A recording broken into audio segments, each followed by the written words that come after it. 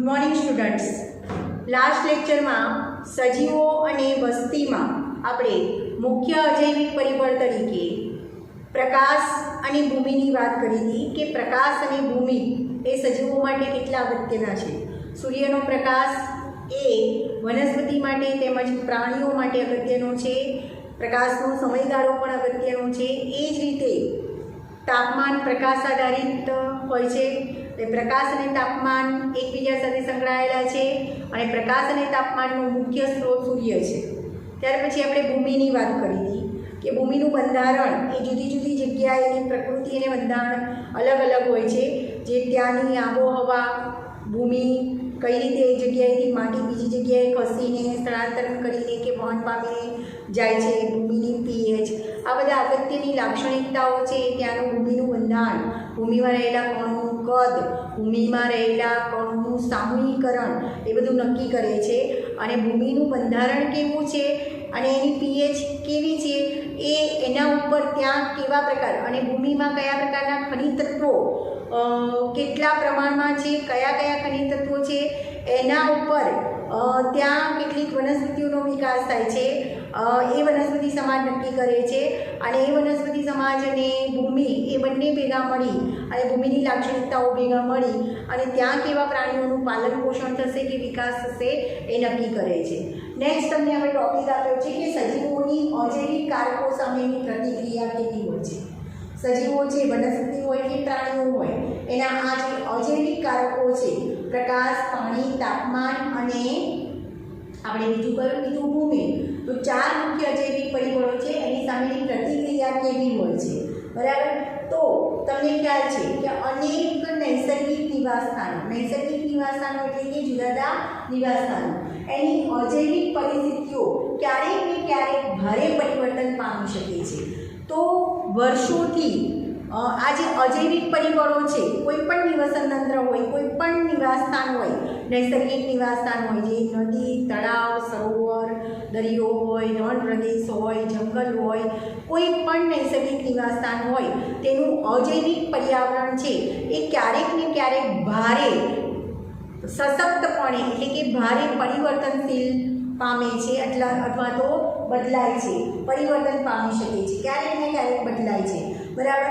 ઘણીવાર ખૂબ જ ઠંડુ વાતાવરણ હોય ત્યાં અચાનક જ ખૂબ જ તાપમાન પડી જાય, અથવા તો શુષ્ક પ્રદેશ હોય ને ત્યાં અચાનક જ વરસાદ પડી જાય, બરાબર. તો જુદા જુદા નૈસર્ગિક સ્થાનો છે એનું જે પર્યાવરણ એટલે કે વાતાવરણ છે એ કાયમ માટે એક સરખું રહેતું નથી. ક્યારેક ને ક્યારેક પર્યાવરણીય અજૈવિક પરિબળોની રીતે એ ભારે પરિવર્તન પામે છે, સશક્તપણે પરિવર્તન પામી શકે છે.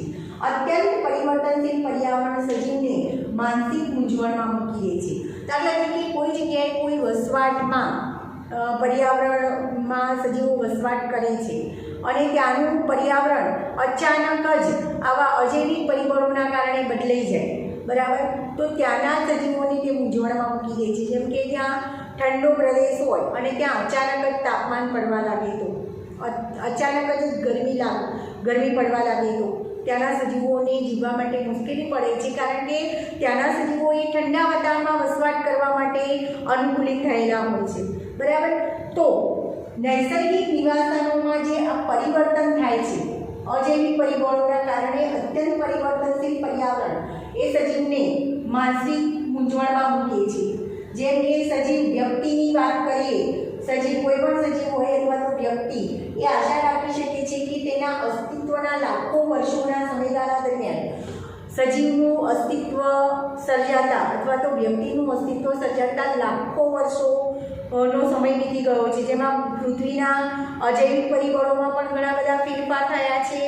પછી એમ કહી શકાય કે વાતાવરણમાં કેટલા બધા ફેરફાર થયા છે, સજીવોમાં ઘણો બધો ઉદ્વિકાસ થયો છે અને ઉદ્વિકાસની પ્રક્રિયાના અંતે અને ઘણા બધા ફેરફારોના અંતે લાખો વર્ષના સમયગાળા દરમિયાન સજીવનું અસ્તિત્વ ટકાવી શકાયું છે. એટલે એમ કહી શકાય કે સજીવ વ્યક્તિ એ આશા રાખી શકે કે તેનું અસ્તિત્વ સર્જાતા લાખો વર્ષોના સમયગાળા દરમિયાન ઘણી જાતિઓએ અપેક્ષિત, સ્થાયી, આંતરિક એટલે શરીરની અંદર જ પર્યાવરણ વિકસિત કર્યું હશે. હશે જે બધી જ જૈવ રાસાયણિક પ્રક્રિયાઓને દેહધાર્મિક કાર્યોને અધિકતમ કાર્યદક્ષતાથી કરવા દે છે અને જાતિઓની બધી જ રીતની યોગ્યતામાં વધારો કરે છે. વર્ષો પછી વ્યક્તિ કે જે સજીવ લાખો વર્ષ પછી અસ્તિત્વમાં આવ્યું છે તો એ સજીવ ઘણા ઉદ્વિકાસના અંતે અથવા તો ઘણા અનુકૂલનો પામી કે ઘણા બધા ફેરફારોના અંતે એ પોતે અસ્તિત્વમાં આવ્યું છે. તો આ સજીવ અથવા વ્યક્તિ જે અસ્તિત્વમાં છે એને પોતાના અંદરના આંતરિક પર્યાવરણમાં એટલા બધા ફેરફારો કરી અને એ પોતે અસ્તિત્વ પામ્યા છે, બરાબર. અપેક્ષિત સ્થાયી આંતરિક શરીરની અંદર જ પર્યાવરણ વિકસિત કર્યું હશે કે જેના કારણે બધી જ જૈવ રાસાયણિક પ્રક્રિયાઓ કે જે દેહધાર્મિક કાર્યો છે એને અધિકતમ એટલે કે મહત્તમ કાર્યક્ષમતાથી કરી શકે છે, બરાબર. અને જાતિઓની બધી જ રીતની યોગ્યતામાં વધારો કરે. યોગ્ય રીતે સજીવો પોતે કાર્ય કરી શકે, બહારના વાતાવરણને અનુકૂળ થઈ અને તાપમાનને, પ્રકાશને, પાણીને અનુકૂળ થઈ અને સજીવો જે જગ્યાએ વસવાટ કરે છે એ જગ્યાને પર્યાવરણને અનુકૂળ થઈ અને પોતે વસવાટ કરી શકે અને પોતાની દેહધાર્મિક ક્રિયાઓ અને જૈવ રાસાયણિક પ્રક્રિયાઓ કરી શકે. જેમ કે પાણીમાં વસતા જલદ સજીવો છે એમાં વસવાટ કરવા માટે પોતાના શરીરના અંદરના પર્યાવરણને, દેહજળને અનુકૂલિત નિયમન એનું કરે છે. જેમ કે ખારા પાણીમાં વસતા સજીવો છે એ દરિયાનું પાણી વધારે ક્ષારવાળું છે તો એ ક્ષારવાળા પાણીમાં વસવાટ કરવા માટે એના શરીરના દેહનું જે વાતાવરણ છે, પાણી છે, એને એવી રીતે એનું નિયમન કરે છે કે દરિયાના પાણીમાં, ખારા પાણીમાં વસવાટ કરી શકે. એ જ રીતે મીઠા પાણીમાં વસવાટ કરતા સજીવો છે એના દેહનું પરિબળ અથવા તો પ્રવાહી છે એવી રીતે એનું નિયમન કરે છે કે એ મીઠા પાણીમાં વસવાટ કરી શકે, બરાબર. તો અહીંયા તમને ઉદાહરણ આપેલું છે. ઉદાહરણ માટે આ સ્થિરતા એટલે કે શરીરના અંદર, શરીરની આંતરિક જે સ્થિરતા છે એ સ્થિરતા અથવા શરીરની અંદરનું જે પર્યાવરણ છે એ ક્યારે સ્થિર પામે, કેવી રીતે સ્થિર પામે? તો ઉદાહરણ માટે આ સ્થિરતા, નિરંતરતા દેહજળના ઇષ્ટતમ તાપમાન, દેહજળનું એટલે કે દેહજળ કોને કહેવાય? પ્રાણી શરીરના અથવા સજીવના શરીરની અંદરનું રહેલું જે પ્રવાહી છે એને દેહજળ તરીકે ઓળખવામાં આવે છે.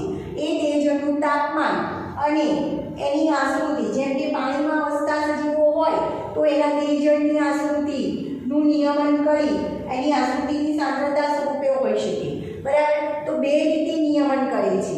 કાં તો સજીવનું દેહજળનું તાપમાન એનું નિયમન કરે છે બહારના પર્યાવરણને અનુરૂપ, અથવા તો પાણીમાં વસતા સજીવો એ આશ્રુતિની સાંદ્રતાના આધારે બહારનું જે પર્યાવરણ છે એના આધારે એનું નિયમન કરે છે. જેમ કે હમણાં સમજાવ્યું કે દરિયામાં કે મીઠા પાણીમાં વસતા સજીવો એ પ્રકારની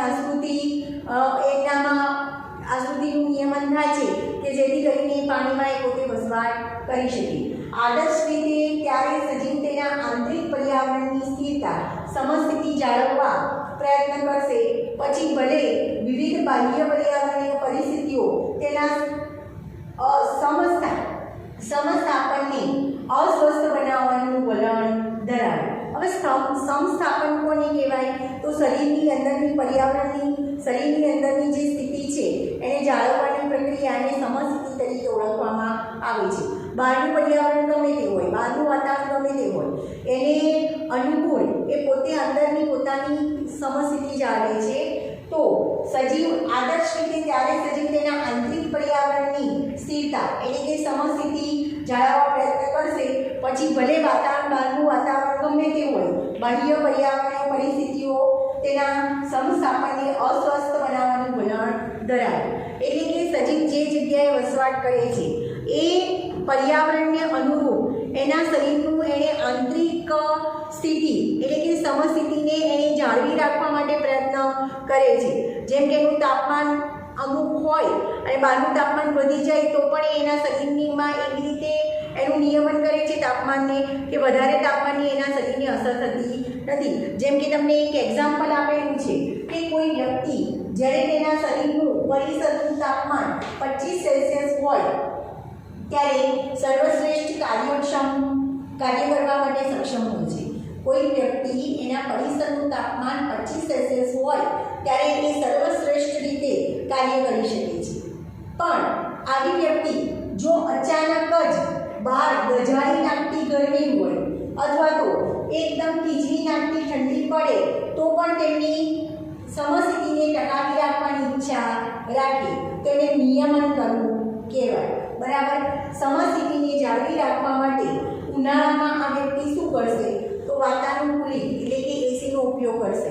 25 સેલ્સિયસ શરીરનું તાપમાન જાળવી રાખવા માટે ઉનાળામાં ખૂબ જ વધારે ગરમી છે એટલે કે તાપમાન વધારે છે, શિયાળામાં ખૂબ જ ખીજવી નાખતી ઠંડી છે, પણ એના શરીરનું તાપમાન 25 સેલ્સિયસ તાપમાન જાળવી રાખવા માટે એ ઉનાળામાં શું કરશે તો ઉનાળામાં ઘરમાં કારમાં મુસાફરી કરતી વખતે કારમાં એ પોતે વાતાનુકૂલક એટલે કે એસી રાખશે અથવા જે જગ્યાએ વર્ક કરે છે કામ કરે છે એ જગ્યાએ એસી રાખશે, જેના કારણે એની આંતરિક પરિસ્થિતિ એટલે કે સમસ્થિતિ જળવાઈ રહે છે, એનું આંતરિક તાપમાન જળવાઈ રહે છે.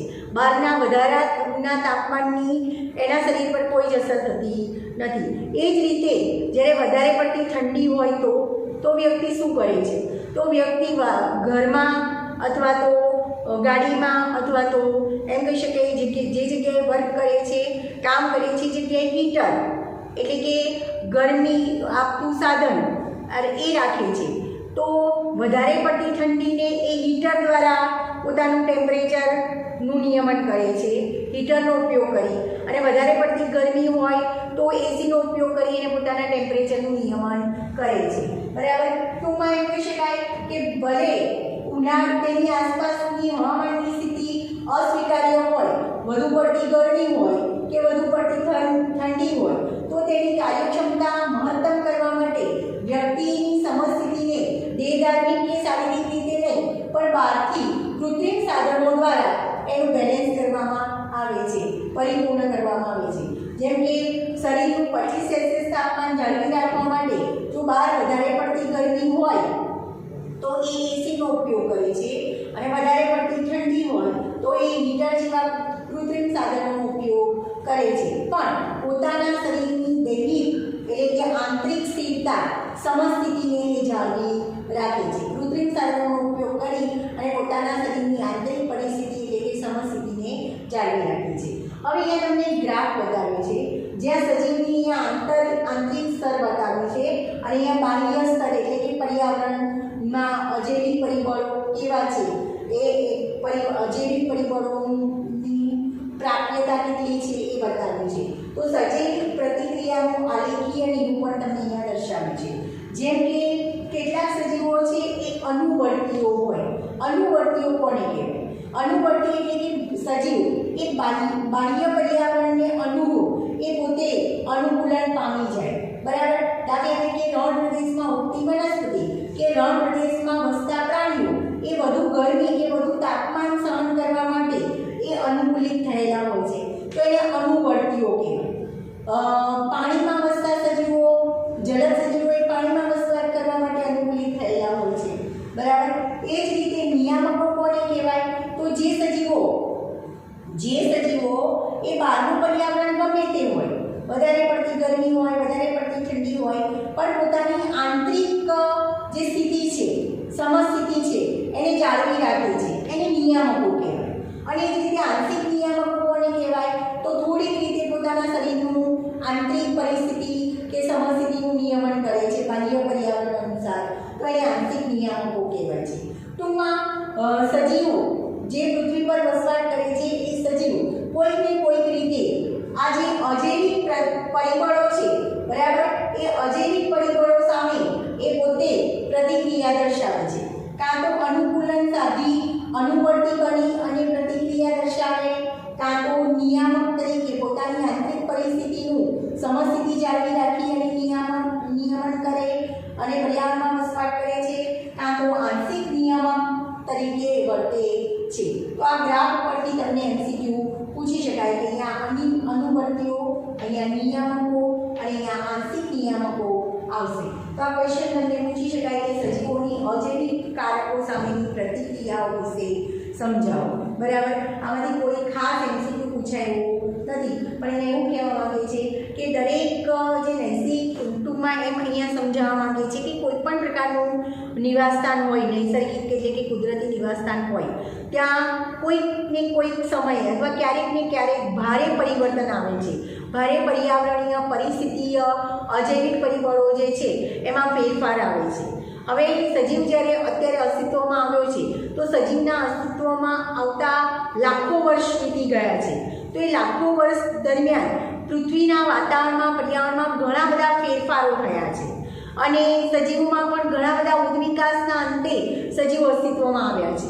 બરાબર. તો અત્યારે જે અસ્તિત્વ ધરાવતો સજીવ છે એ આ પૃથ્વીના ઘણા બધા પર્યાવરણીય પરિસ્થિતિમાં જે ફેરફાર થયા છે એ ફેરફાર સામે પોતાના આંતરિક શરીરની આંતરિક સ્થિતિને, સમસ્થિતિને જાળવી રાખી અને નિયમન કરી અને પોતે વાતાવરણમાં અથવા પર્યાવરણમાં વસવાટ કરે છે અથવા જે તે નિવાસસ્થાનમાં વસવાટ કરે છે અથવા તો વાતાવરણને અનુકૂલિત થઈ અને ત્યાં વસવાટ કરે છે. બરાબર. અને મહત્તમ કાર્યક્ષમતા એટલે કે જૈવ રાસાયણિક પ્રક્રિયા કે દેહધારી ક્રિયાઓ કરે છે. તો ઉદાહરણ તરીકે તમને આપેલું છે કે સજીવ પોતાની સ્થિરતા, આંતરિક સ્થિરતા જાળવી રાખવા માટે દેહજળના ઇષ્ટતમ તાપમાન જાળવી રાખે અથવા તો આસુતિની સાંદ્રતા, જે જલદ નિવસન તંત્રમાં વસવાટ કરતા સજીવો છે એ આસુતિની સાંદ્રતા જાળવી રાખે છે. અને બીજા બધા સજીવો છે એ પોતાનું દેહજળ એટલે કે દેહનું જે પ્રવાહી છે એનું તાપમાન જાળવી રાખી, એના તાપમાનનું નિયમન કરી અને વાતાવરણમાં વસવાટ કરે છે અને અજૈવિક પરિબળો સામે પ્રતિક્રિયા દર્શાવે છે. અહીંયા તમને આપેલું છે કે આદર્શ રીતે ત્યારે સજીવોના આંતરિક પર્યાવરણની સ્થિરતા એટલે કે સમસ્થિતિ જાળવવા પ્રયત્ન કરશે જ્યારે પછી ભલે એ બાહ્ય પર્યાવરણીય પરિસ્થિતિઓ તેના સમસ્થિતિને અથવા સમસ્થાપનને અસ્વસ્થ બનાવવાનું વલણ ધરાવે.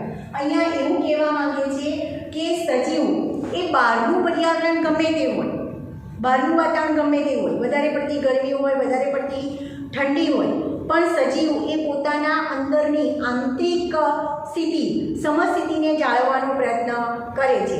એ સમસ્થિતિ જાળવવા માટે આ બે વસ્તુ આપેલી છે તમને.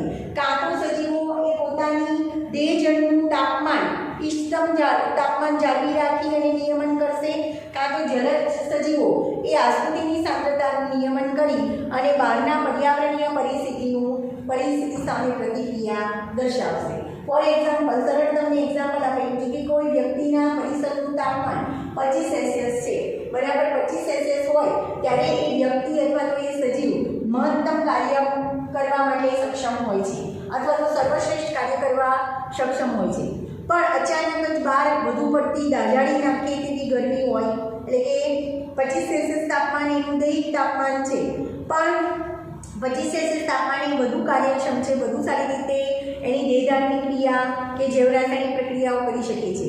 પણ બહાર અચાનક જ તાપમાન વધી જાય કે અચાનક જ તાપમાન એટલે મતલબ વધુ પડતી ઠંડી પડે અથવા તો વધુ પડતી ગરમી પડે તો પણ એ સજીવ પોતાનું દૈહિક તાપમાન એ જાળવી રાખે છે. 25 સેલ્સિયસ જેટલું તાપમાન એનું નિયમન કરે છે. કઈ રીતે નિયમન કરશે? દાખલા તરીકે જ્યારે વધારે પડતી ગરમી હોય ત્યારે વ્યક્તિ પોતાના ઘરમાં, પોતાની કારમાં કે પોતે જે જગ્યાએ કાર્ય કરે છે એ જગ્યાએ વાતાનુકૂલિત એટલે કે એસી લગાવી અને બહારની તાપમાન, જે બહારનું ટેમ્પરેચર છે એની સામે પ્રતિક્રિયા દર્શાવે છે. એટલે કે પોતાના શરીરનું તાપમાન તો 25 સેલ્સિયસે જાળવી જ રાખે છે, નિયમન કરે છે. એ જ રીતે વધુ પડતી ઠંડી હોય ત્યારે એ હીટરનો ઉપયોગ કરે છે. બરાબર. ટૂંકમાં કુદરતીને, દેહધાર્મિક કે શારીરિક રીતે નહીં, પણ વ્યક્તિ કૃત્રિમ સાધનોનો ઉપયોગ કરી અને પોતાની અંદરની સમસ્થિતિને જાળવી રાખે છે, એટલે કે નિયમન કરે છે, જેને એ સજીવોને નિયામકો તરીકે ઓળખવામાં આવે છે. તો અહીંયા એક તમને ગ્રાફ બતાવ્યો છે જેમાં બતાવ્યું છે સજૈવિક પ્રતિક્રિયાનું આલેખીય નિરૂપણ. એટલે સજીવો એ જે અજૈવિક પરિબળો છે એ અજૈવિક પરિબળો સામે કઈ રીતે પોતે આંતરક્રિયા કરે છે, પ્રતિક્રિયા દર્શાવે છે, એનું આલેખીય નિરૂપણ છે. જેમ કે અહીંયા તમને અનુવર્તીઓ નામ આપ્યું છે. અનુવર્તીઓ એટલે કે એવા સજીવો જે બહારના પર્યાવરણમાં રહેવા માટે કે જે તે નિવાસસ્થાનમાં વસવાટમાં રહેવા માટે અનુકૂલિત થયેલા હોય. જેમ કે રણ પ્રદેશમાં ઉગતી વનસ્પતિઓ કે રણ પ્રદેશમાં વસવાટ કરતા પ્રાણીઓ એ વધુ તાપમાન અને ઓછા પાણીમાં રહેવા માટે, ઓછા પાણી એને પ્રાપ્ત થાય તો પણ ત્યાં વસવાટ કરી શકે એના માટે અનુકૂલિત થયેલા હોય છે. એ જ રીતે નિયામકો, એટલે નિયામકોની આપણે વાત કરીએ અહીંયા જ કે સજીવ એ પોતાનું દૈહિક જે આંતરિક પરિસ્થિતિ છે એનું નિયમન કરે છે. બહારનું વાતાવરણ ગમે તે હોય, બહારની પરિસ્થિતિ ગમે તે હોય, પણ શરીરની અંદરની સમસ્થિતિ એ જાળવી રાખે છે તો એને નિયામકો કહેવાય. અથવા તો થોડા પ્રમાણમાં એનું નિયમન કરે તો એને આંતરિક નિયામકો તરીકે ઓળખવામાં આવે છે. તો આ રીતે તમને 2 અથવા તો 3 માર્ક્સમાં પૂછી શકાય સજીવોની અજૈવિક કારકો સામેની પ્રતિક્રિયાઓ સમજાવો.